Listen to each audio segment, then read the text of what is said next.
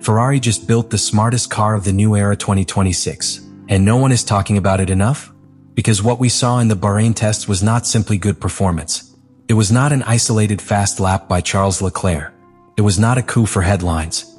It was something much deeper, an SF-26 that showed stability, energy efficiency and traction not seen in Maranello for years.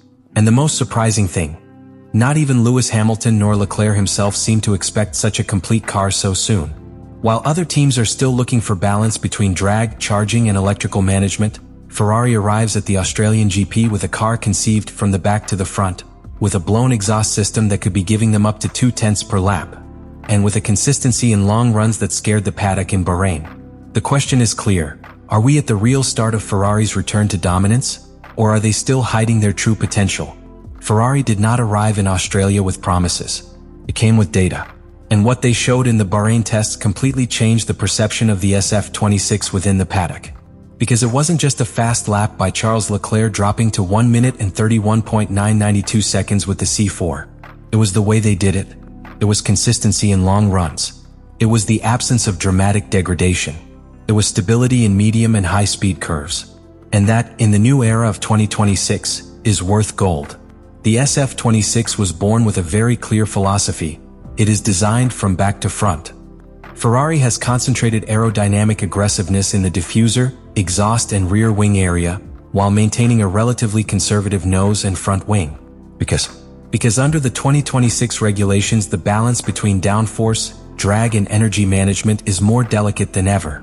Without MGUH and with a new electrical architecture, the car needs to be efficient on the straight without compromising braking stability and support.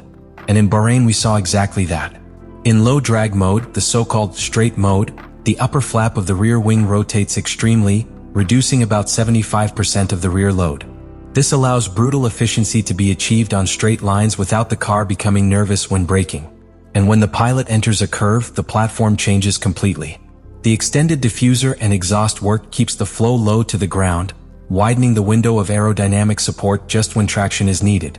Translated into sensations for Hamilton and Leclerc, the car feels planted. But here comes the truly differentiating factor.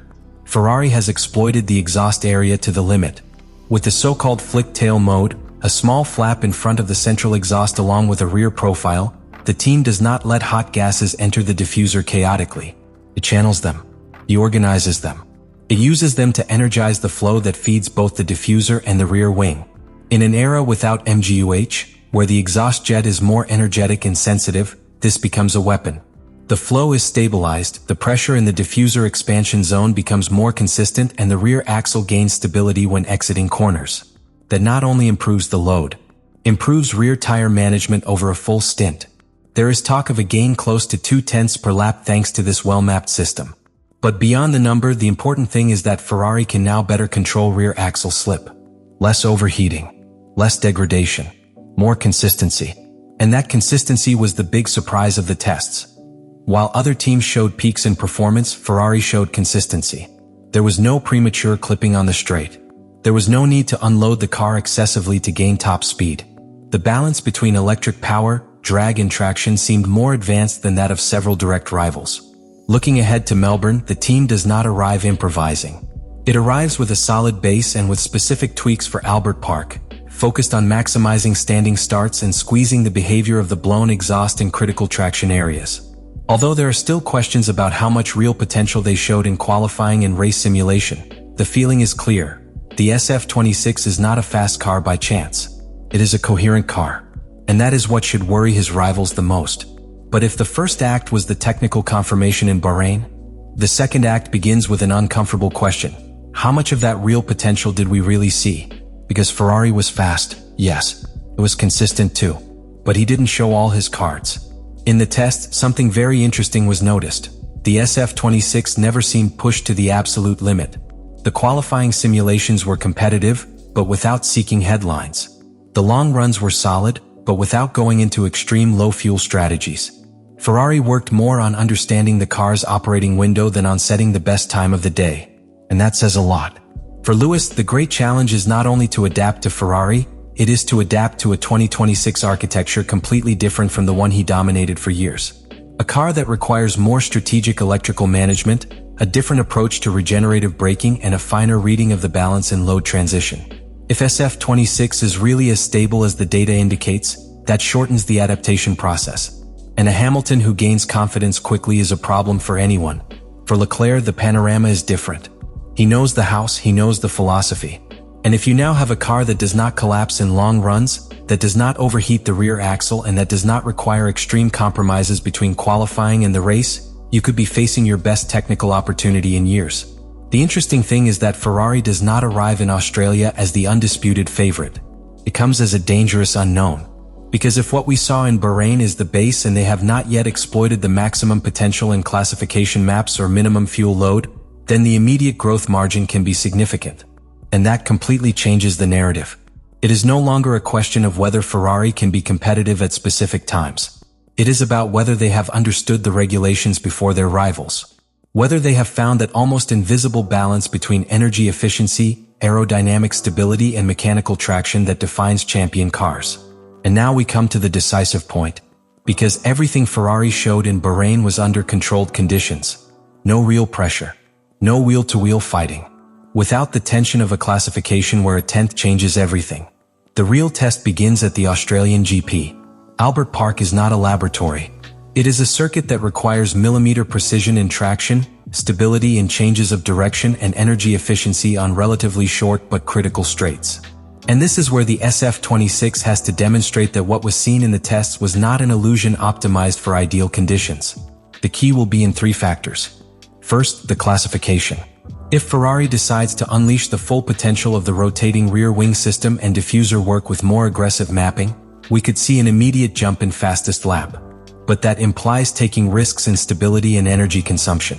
The big question is whether the balance we saw in long runs can be maintained when the car is set to the absolute limit. Second, career management. In Bahrain, the SF-26 showed controlled degradation and an extremely stable rear axle on corner exit. If that holds in Melbourne, Ferrari could have a clear strategic advantage. On a track where long stints usually decide positions, a car that preserves the rear tire can attack in the final laps when others begin to suffer. And third, electrical management in real conditions. Under the 2026 regulations, the balance between recovery and energy deployment is as decisive as the aerodynamic load. Ferrari did not show premature clipping in the tests, but Australia will require defending position, attacking with DRS, and managing traffic. If the SF-26 maintains efficiency without draining the battery at critical moments, we will have an extremely complete package. This is where the narrative completely changes. If Ferrari confirms on the track what it hinted at in Bahrain, the message will be strong. Not only have they built a fast car, they have understood the philosophy of the new era before many. And that cannot be corrected with a simple update. That marks a season. Hamilton could find in the SF-26 a platform that allows him to exploit his sensitivity in braking and his strategic reading of the race. Leclerc, with a car that no longer breaks down in long stints, could attack without the constant fear of rear degradation.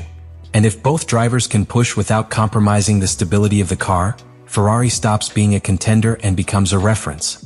But if hidden problems appear in Australia, a narrow adjustment window, sensitivity to temperature changes, or difficulty activating the tire in qualifying, then what was seen in Bahrain will only be a premature promise.